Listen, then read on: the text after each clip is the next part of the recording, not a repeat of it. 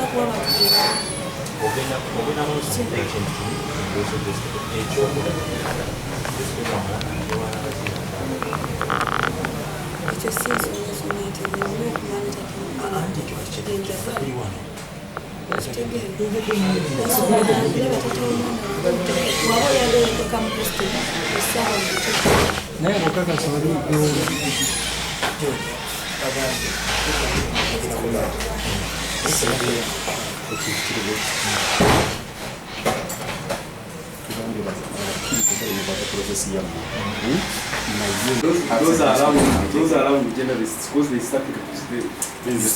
Yes, they started with them. Yes, can you have like only one media house, the rest you can interview from outside, right?